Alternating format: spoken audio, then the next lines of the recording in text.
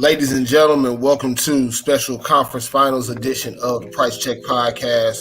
Doing this via YouTube here. Shout out to my man Arlington, the A-Train Lane, who'll be joining us here in a second as well. But really just wanted to tap in today to talk through, the first game of each of these two conference final series. We'll tap into a little bit of draft lottery talk as well, and then even give a preview of tonight's Heat-Celtics game 2. So, been a very eventful playoffs as a whole so far, as we kind of alluded to in our 420 show, but also some interesting developments here recently leading into the conference finals. And of course, we had the crazy blowout in Phoenix, Dallas getting through them in game 7. Luka is hitting step back jumpers over just about everybody. He's posting up DeAndre Ayton. He's laughing at guys on his way back down the court. Put on an entire show. And then we saw the reigning champs, the Milwaukee Bucks, get eliminated in the Game 7 blowout by the Boston Celtics. Jason Tatum had a hell of a series and then also had a hell of a game. And, of course, Grant Williams steals the show, going 7 for 18 from three-point range to close out the defending champs. Giannis, hell of a series. Got to give him a big shout-out as well. First player in NBA history to have a total of 200 points, 100 rebounds, and 50 assists in one 7-game series. Crazy, crazy numbers. But it wasn't enough. No Chris Middleton obviously didn't help that. Just wore down towards the end of the series. So now, of course, Golden State versus Dallas in the West. You've got Boston and Miami here in the East. And so Arlington will tap in here in a second. Really, I guess, want to kind of talk through the blowouts and, some fans not necessarily being quite as interested in those blowouts. Now, to me personally, while I do think blowouts are bad for the gamblers out there, they can still be entertaining for us to watch, as we saw with Phoenix and Dallas in the show that Luka put on.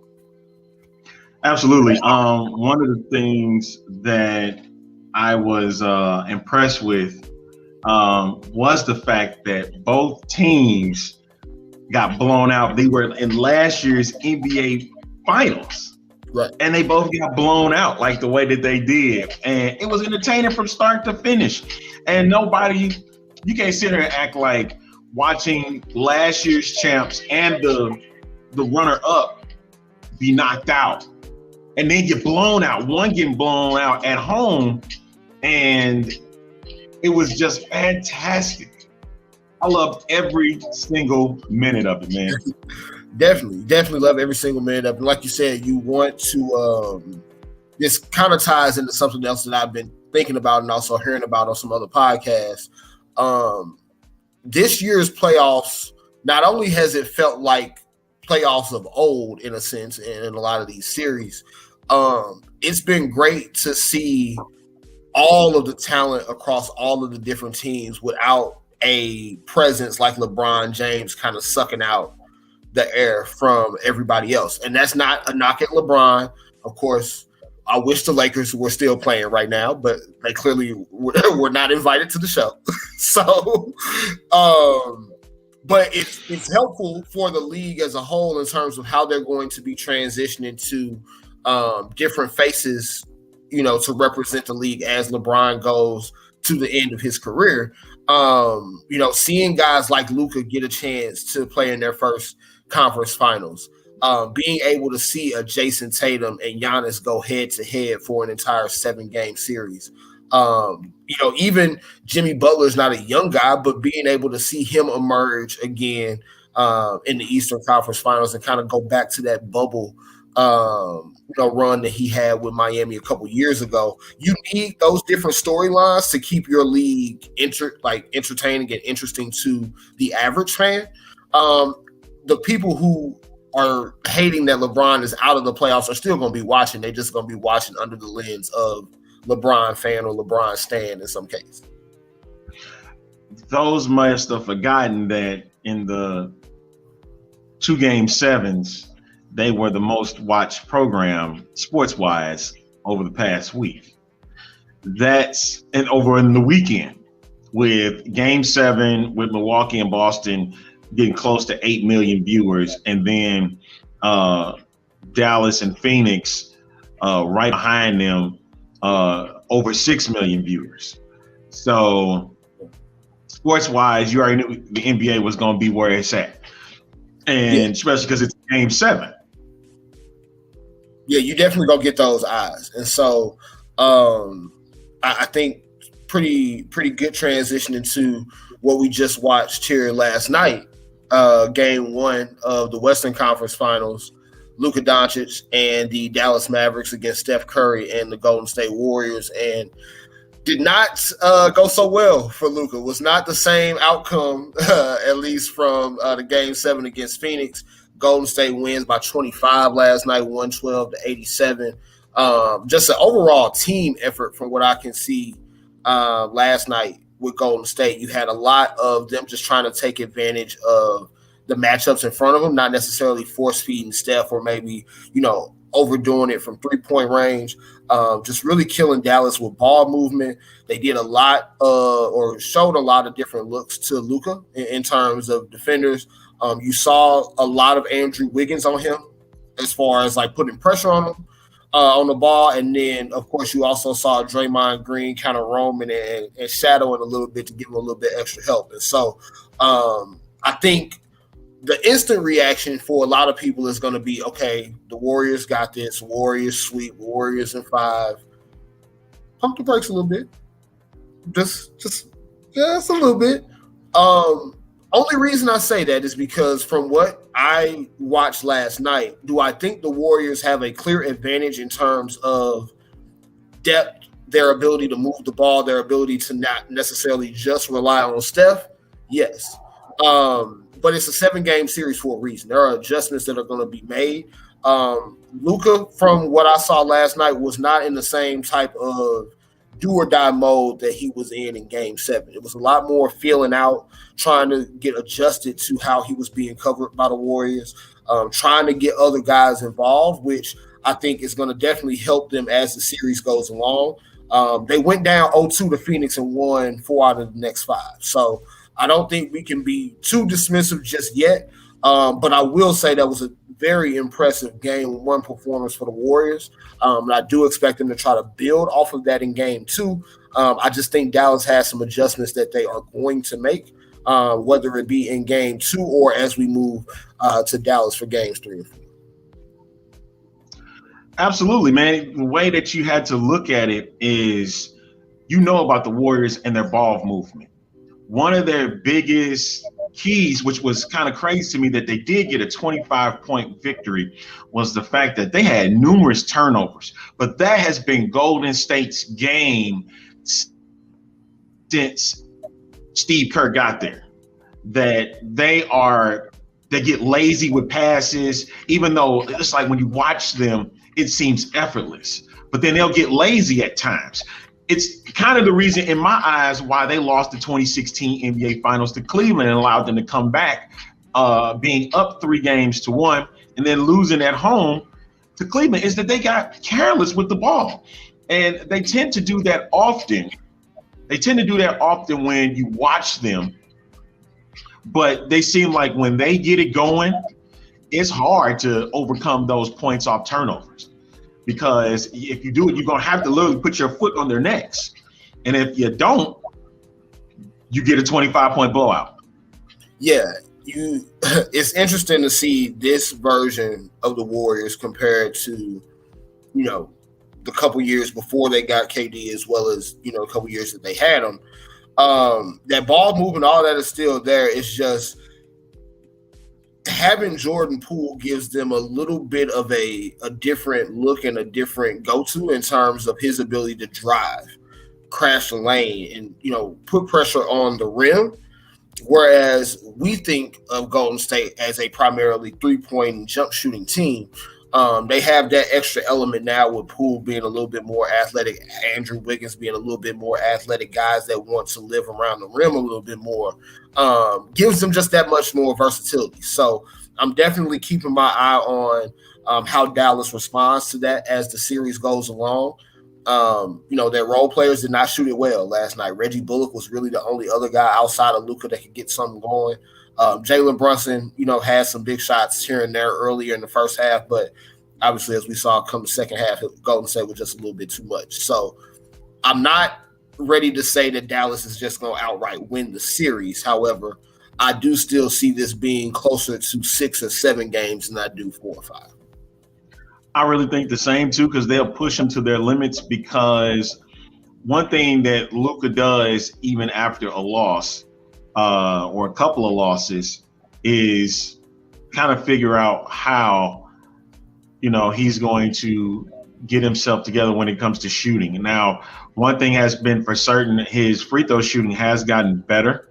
I know the season beforehand, it wasn't so hot, and you was kind of wondering, like, what's going on. And then he also has a apparent shoulder injury, because that shoulder was bothering him in game 1. So also you got to keep that in mind too, because if there's going to be a problem with that shoulder, that shooting shoulder, it could be a quicker series than the 6 or 7 games that has been put out on paper. But Dallas has shown at times that when Luka is not on the floor, they can come together as a unit and they can actually do pretty well. Now, the key thing is it's going to be Jalen Brunson.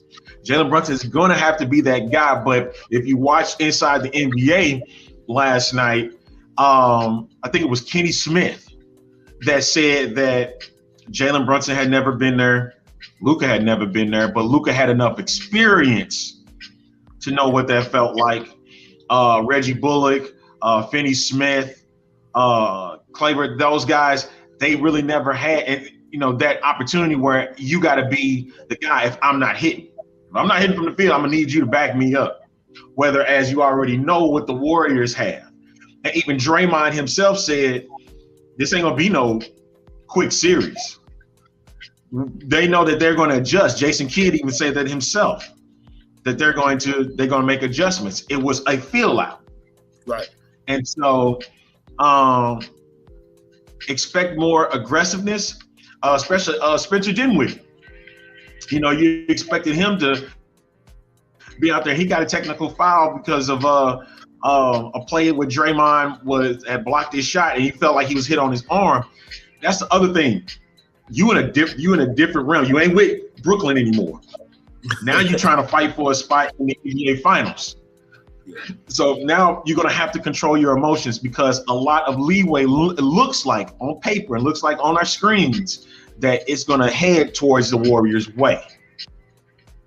But if Dallas plays their game, they're hitting shots, because they're not going to have games like that. They're going to be games where they're going to start cooking. And the Warriors are not. It's going to be how, because I think both teams at one point, they were both shooting over 50%. Throughout the game, especially in the first half. So the shots will be there. And then when you had Clay and Steph not really doing nothing, and Golden State was still leading. That's the scary part. Yeah. That's the scary part. The one thing I will say about this series is, if you can keep winning games the way that the Warriors can keep winning games the way that they did last night, where I think Steph was under like 23 or 22 points, somewhere around there. 21. Yeah, 21 points. If Steph, all he has to do is score 21 and y'all can win by 25, then game blouses over with. Just cancel Christmas. Because at that point, if you can take that workload off of Steph and still get that production out of your Jordan Pooles, your Andrew Wiggins, Otto Porter, if you can get that production out of those role players and keep Steph fresh, longer into the series, that's going to do wonders for them when it comes to talking about making another title run. Now, yeah, that is the biggest thing, is keeping your foot on the neck. Yeah. That is always, that's what I preached. What I preached about is when you're ahead, if everybody is in sync. If you having a rotation of 8, 9, 10 deep, and they all are in sync, it's hard. It's hard to get a dub off of that type of scheme, because you can never allow, you can't take bad shots. And I know a lot of NBA teams will do that, especially in the third quarter. when you get to the third quarter, you're just getting out the half, and see if you have to make an adjustment. And then sometimes your shot just stopped falling, and then you have to make an adjustment. It's about keeping your foot on your neck and taking quality shots when needed. So if you got an open shot, you take it. If you're able to drive to the cup, you take that.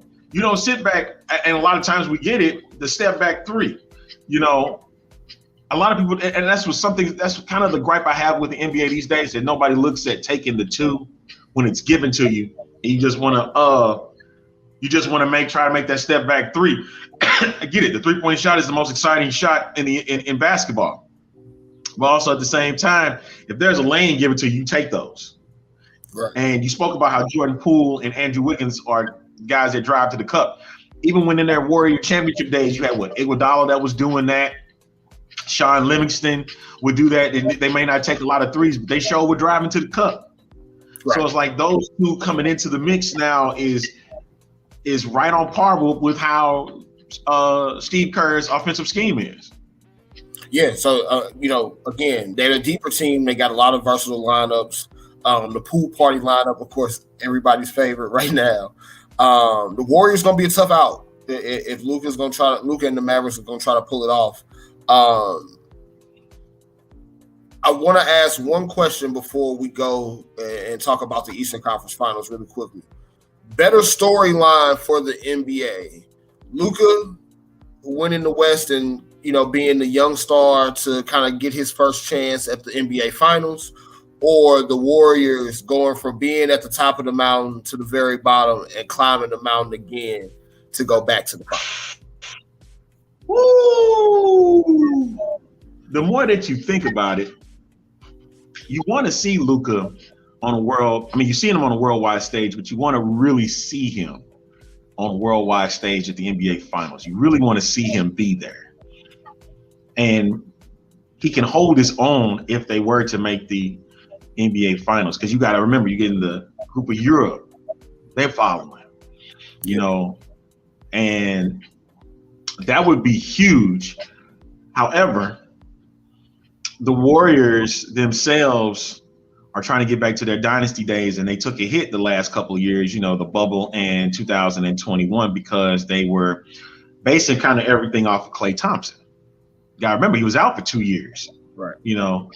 And it sunk them. And Steph was not Steph. Steph ain't even Steph right now. And granted, this is the mind-blowing part. You forgot he's 34. Yeah, like this is not a young team no more. Not a young team anymore. Right. He's 34, man. And I get it. I think it was the first quarter, and I seen him miss 2 free throws, and I'm sitting there, I'm like, that ain't Steph. But then they mentioned he was 34, and I'm like, that ain't the same Steph no more. Steph is still shoot lights out. But it just seemed like, I don't know if it was probably just game one, he just didn't care. He just shot him up, threw him up, and he missed, And I'm sitting there and I'm like, will he ever reach that plateau again, be a 90% shooter again? Is he scaling back a bit because, you got to remember about them knees and point guard knees, you know what I mean? Yes, sir. So that's the key part about, his game is, what is it now? And them getting back to the top would be pretty interesting as well. So it's almost like an evenly matched kind of thing, because the Mavs is a young team. This ain't got Dirk, and it didn't have old Jason Kidd and Jason Terry. This is a whole young team, just like the Warriors. Granted, with their old heads, yes, old heads of Klay Thompson, Curry, and Draymond Green, but they still young. Right. It's crazy to think of them as old heads now, but to me, Luka is in the comparison that a lot of people have kind of thrown around is that this series, with him winning this, would kind of be like LeBron beating the Pistons in 2007. Kind of the young, up and coming star taking down a team that we knew of as the dynasty of that time. On the flip side of that, though, do we really have a comparison for this Warriors situation? Because usually when teams have accomplished what they've accomplished, like you think they won 3 rings, went to 5 straight finals. Usually once that run ends, it ends. There's no, okay, we down for a couple years and then we back up. The only team that I can think of in that way, and it wasn't even consistently for them, is Tim Duncan's Spurs. Because you saw them, they won a championship in 2007, did not get back to the finals again, I believe, until 2013. So obviously they had a little bit of a longer gap between their finals appearances, but they were always still relevant, still in the mix. There's really no true comparison for literally the Warriors going from, all right, title winning dynasty or finals participant to we are a lottery team for 2 years, then we are back in the conference finals. Those ups and downs usually do not go that far up and that far down at once. So I'm interested to see if they can really pull this off, because I think that's really going to be a sight to behold come the finals. So as we switch gears a little bit here, go to the opposite conference now, over to the East. Game 1, Boston and Miami. Boston looked like they might be running away with it in the first half. Came out blazing. I believe Jason Tatum had 21 points in the first half. But Jimmy Butler and the Miami Heat were not having any of the noise in the second half. Came back, big win. Jimmy put up, 41 points in game 1. We talked a lot about Miami throughout the course of the year. We talked a little bit about the Celtics, and transparently, I've been pretty dismissive of the Celtics for most of the year. Some of that, rightfully so, up until about that January point where apparently everything in their world changed and they became the best team in the East. So my instant takeaway from game 1 was that the Celtics looked like a team that were playing off of adrenaline in the first half, and then second half kind of came back down to earth and started feeling the blows of that Milwaukee series, kind of, hitting them all at once again, having to go up against another, physical defensive team like Miami a couple days later. I do expect them to rebound somewhat here in game 2. However, if Jimmy Butler is going to be playing like this the entire series, again, cancel Christmas, game, blouses. You think it's heads and beds? You said heads and beds, huh? Heads and beds. If Jimmy Butler's going to be doing this the whole series, the Heat are going to the finals. So one takeaway you get from this is that the Heat was without Kyle Lowry and they won by 11, right? The Celtics were without Marcus Smart and Al Horford. Right. And they lost by 11.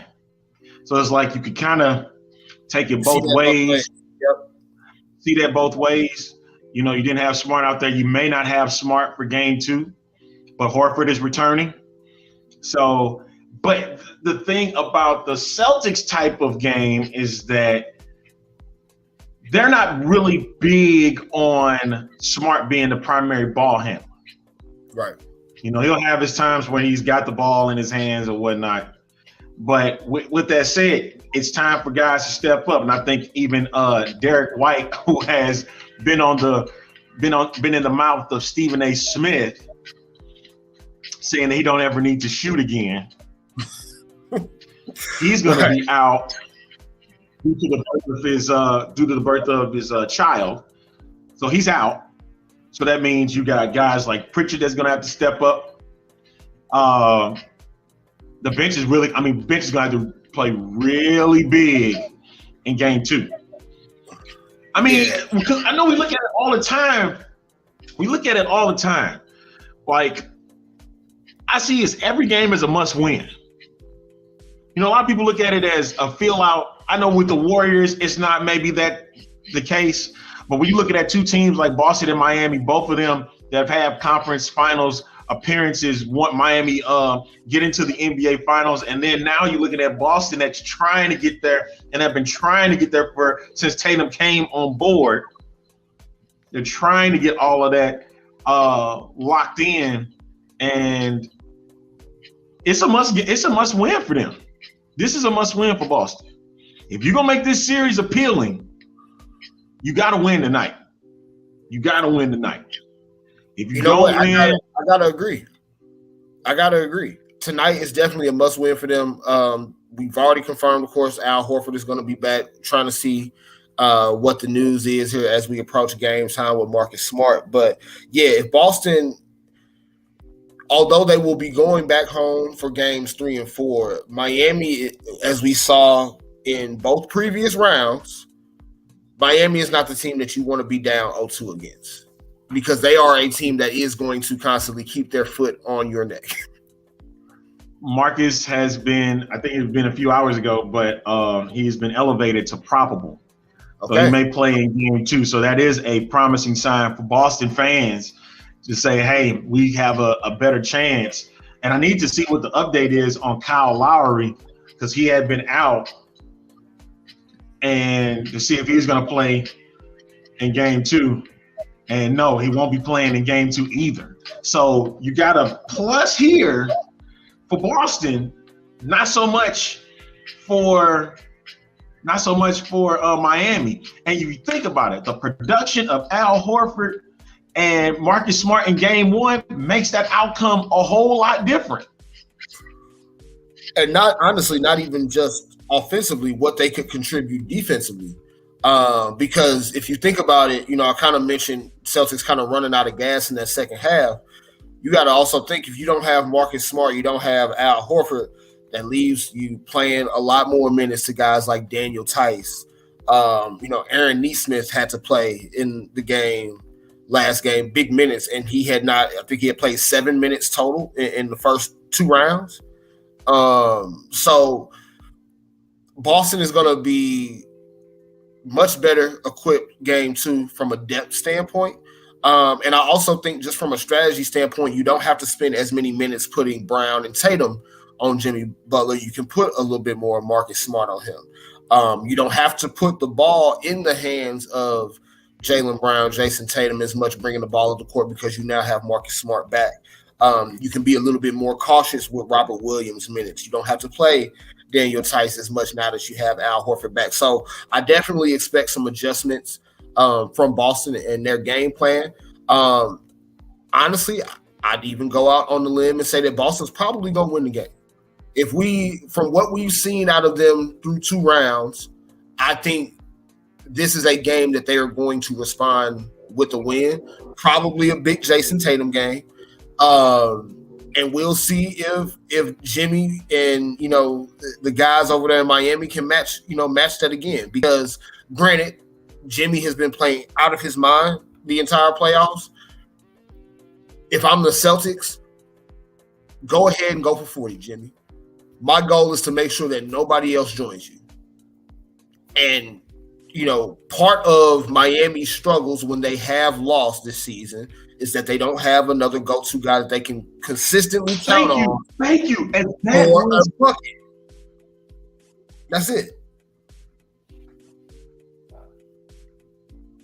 That was the thing with Milwaukee. When they faced the floor, the thing was, let Giannis do his thing. Let him do his thing. Take everybody else out. When Pat Connaughton and Brook Lopez and Jrue Holiday can't do much, you taking out everything in their offense. And that's what they was able to do in game 7. That's what's going to have to happen here in game 2. Let Bully Ball go and do what he do. Take out Adebayo. Take out Vincent. Take out Tyler Hero. Yeah. And where the hell is Duncan Robinson? Duncan. Did he get in the doghouse? Did he really get in the doghouse with Eric Spoelstra? So I don't even know if it's so much the doghouse with Eric Spoelstra. I really just think Max Strus came and snatched his job. Because, to be honest, again, I'm not a huge Miami Heat fan, but I've watched a lot of their games this season. Defensively, Strus is head and shoulders better than Duncan Robinson. And from a shooting standpoint, he's probably not quite as good of a shooter as Duncan Robinson, but he's not far off, or far enough off to where Duncan Robinson needs to have his playing time. So I can understand it from Miami's perspective why they would want to go with him over Duncan. Um, Duncan's probably going to be on somebody else's roster next year. It's fine. He'll be okay. He's got paid, so Sound like a JJ Redick kind of situation here. Probably, because JJ was looked at badly because of his defense, because he wasn't a defender. Same with Kyle Korver. When they was on the floor, they wasn't defending really nobody. Right. And it was even more surprising why a lot of people didn't attack them when they were on the floor. But maybe that's just something I've seen. But my thing is, that's crazy to me because Duncan Robinson was a guy that was like one of the finest shooters in the league, and he ain't getting no clock in the postseason. So, that's actually interesting that you brought that up, that somebody has snatched his playing time. But for this game here, if it's going to be a 7-game fray, Boston got to win so they can split and go back to Boston, instead of being down 0-2 and be just at one apiece. Got to play big on both ends of the floor. Their biggest thing has been their defense, making stops. And when you allow Butler and the rest of the Heat to get their points, it's going to be hard for you to get a win. And plus, when you had that demoralizing third quarter, because that's where it was. When you got outscored 39-14, you had 8 turnovers in the quarter. Yeah, it was. You had an 8 just erratic. Like Ime Udoka is cursing out Grant Williams. It was bad. It was 22-2 start to the quarter. Terrible. It single-handedly won the game for them. What happened when you came out the locker room because you had an 8-point lead and now you're down 17 going into the fourth quarter? Like you said, that's a 20 flat. And I'm sitting there and I'm like Udoka, I'll be on them like white on rice. Excuse me, this ain't our type of game. What are y'all doing? You're getting careless with the ball. That's what I said about the Warriors. But the thing is, the Warriors, because Boston shoots a lot of threes, and I think a lot of their game is kind of matched. That's kind of how I want the Celtics and Warriors at it in the finals. Those are my 2 picks. So because they play the same type of game, and even though, if you really look at it, Celtics play defense and they love to shoot. So it's like they took a bit of what the Warriors are doing, their scheme, and added it to their game. Whether as with the Heat play defense and they like to get to the basket, and they have their shooters. They have shooters that can do it. Because Jimmy don't like to do it as much. Bam can do it, but he doesn't do it. However, if you're looking at Boston, they got 4 shooters on the floor, even with Al Horford. Al Horford is taking a lot more shots from long distance. And the same could be said for the Warriors, because even Draymond can hit from outside. Well, it's funny that you mentioned the similarities between the Warriors and the Celtics because, of course, Steve Kerr, Ime Udoka, both Greg Popovich disciples. So definitely makes some sense there. So you say Warriors and Celtics in the finals. I think that'd be a good one. Now, personally, I mentioned this on Twitter the other day. The St. Louis in me wants Jason Tatum to make the finals. However, the Laker fan in me wants the Celtics very far away from. So you're conflicted. You're legitimately real conflicted. I'm right now. Conflicted. Yeah, I'm rooting for Jason Tatum all the way, but I don't plan on owning any Celtics paraphernalia anytime soon. I'm rooting for the Celtics, man. I like because the fact that you have an African American coach with a mostly African American team, and I want to see the best for Udoka. Like Doc Rivers got that back in 2008. I want to see the same thing happen for him, And you going against, if we want to put it this way, the almighty Steve Kerr. It's like, come on, we're gonna keep it a buck. Well, and so we say that. I also had the thought earlier of, Warriors Heat would be a pretty interesting finals in the sense that you have Steve Kerr, who I don't believe I did not see a graphic to support this, so somebody can fact check me. But I don't believe Steve Kerr has ever lost in the Western Conference Finals. You also have Eric Spoelstra, who is currently 5-0 career in the Eastern Conference Finals. So, would be very interesting to see if both of those two teams could come through for their coaches to keep them undefeated streaks alive from a conference final standpoint and give us an NBA Finals that might be pretty entertaining.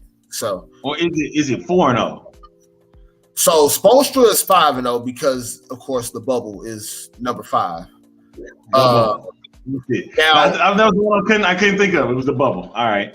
And from what I remember, when Steve Kerr took over the Warriors, the losses they had in the playoffs were both in the finals. They lost to the Cavaliers in 2016 and then lost to the Raptors in 2019. So, other than that, their playoff record is pretty squeaky clean. So we shall see how the rest of the series plays out, man. But before we go, of course, we will tap into a little bit of this draft lottery talk. The Orlando Magic, man. The Magic, it finally worked out in their favor. They are receiving the number 1 pick in this year's NBA draft, followed by Oklahoma City at 2, and then also Houston at number 3. Just whatever you do, Orlando, don't take Chet Holmgren. That's my only advice. Don't take Chet. Take Jabari or Paolo, man. That's my only advice. Chet, I think, is going to be a fine player. I had people around me during the college basketball season try to say that he's like going to be the white version of Kevin Durant, and I was appalled because not thinking just off of the strength of him being white. We've had good white basketball players throughout the entire history of the NBA. Totally fine.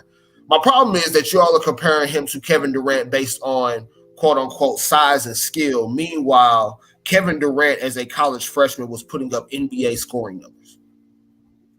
Chet Holmgren was putting up okay numbers. It was decent.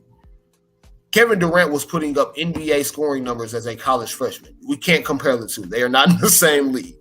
So I have some red flags about Chet and how he is built. 7'3" skinny scares me. We saw Kristaps Porzingis, the unicorn thing. That didn't work out because he couldn't stay healthy. Just those guys and trying to move along the perimeter like that, they typically do not last very long. Scares the shit out of me. Don't want any parts of that if I'm honest. I'm looking at this. I mean, I've seen him play, but I'm sitting back and I'm like, well, and that's the other thing with me too. I've seen Chet play, and while I have been impressed at his skill level, I've also not been blown away to the point where I feel like if I have the number 1 pick, that it's just a dead end conversation with just him. It's not going to him. It's not going to him. Like, man. And here's my thing, though. It's that buck 95 weight. It's that buck 95 weight. It's what's scaring people. And you got a guy in Paolo who's 6'10", 250. Can play inside, can play outside, man. That could, if we look at the Magic roster right now. Sorry, Amber Alert. Okay. If we look at, I'm sorry, don't get to. Oh no, that's not an Amber Alert. It's a tornado warning for my area. I apologize. I just know my phone started going crazy. Usually it's the Amber Alert. I'm trying to make sure ain't no license plate numbers I need to be on the lookout for. All right, so we look at it right now as we sitting. They have 3 7-footers, right? And Robin Lopez, which is the veteran in this group, Bol at 7'2", and then you got Mo Bamba. Yeah, Bol. Remember that was the trade. That's for the trade from Denver for Aaron Gordon. So, look, let's not overthink this, Orlando. Jabari is amazing. Paolo is amazing. Chet, extremely good. Just take the safe pick. take one of the safer picks, man. Don't overthink this. Don't try to swing for the fences because we've seen picks like these time and time again not work out. And if I am anybody in this situation, Oklahoma City, I am thrilled because at number 2, I am getting just whoever doesn't go number 1, whether it's Jabari or Paolo, or even if it's Chet. If it's Chet Holmgren that goes number 1, I'm definitely thrilled if I'm Oklahoma City because that means I can get Jabari Smith. And then, of course, if I can't get him, I can get Paolo. Great. But I think Oklahoma City is in the best position out of all of those top 3 teams. Granted, Houston is probably going to come away with a great pick either way as well. Red flags are keeping me away from Chet Holmgren. Because here's my thing now. They had their season. They're a young team. You got guards with Cole Anthony. They got Markelle Fultz. Gary Harris, Terrence Ross, is another veteran. They have a good mix. It's just now you're going to have to put all that together. And granted, it'll be another 6'10" guy on the squad because you already got Jonathan Isaac and Wendell Carter. Paolo just makes sense for the Magic at this point. Yeah, I wouldn't be mad either way it goes. So good luck, Orlando. He's the best player available. You take the best and then you work around it. If you have to make some moves to get some make room for him, by all means do so. But get Paolo. Get him. Yeah. I want one day to go to Houston, go to the Rockets game, and I want to see this kid playing. Paolo or Jabari, can't go wrong either way to me. Just don't take shit. May the odds ever be. That's scary, man. That's scary. I'm talking about something. He gonna be banned from NBA weight rooms because he's so small. Nah, man. He gonna have to spend a lot of time in the weight room. And I want no parts. You gotta get at least somebody else's pounds project, on him, man. You know what I'm saying? That's somebody else's project, baby. Not for me. But we'll go ahead and wrap it up on that note, man. Definitely has been a fun time here getting back together for a conference final special podcast here of the Price Check Pod. Arlington, the A-Train Lane, as always. Thank you, sir. We'll be tapping back in at some point here before the NBA finals start so that we can get prepared, man. We winding down on this thing. The NBA season is almost at its end. But till next time, it's Price Check Podcast. I am your host, Josh Price. Checking out.